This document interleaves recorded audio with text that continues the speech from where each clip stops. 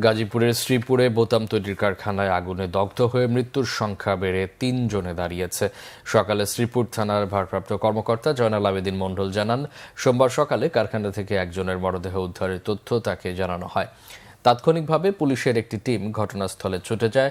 দগ্ধ হয়ে মারা যাওয়া ৩ জনের মধ্যে একজনের পরিচয় পাওয়া গেছে। তার নাম মজলুম মিয়া, বাড়ি লালমনিরহাটে।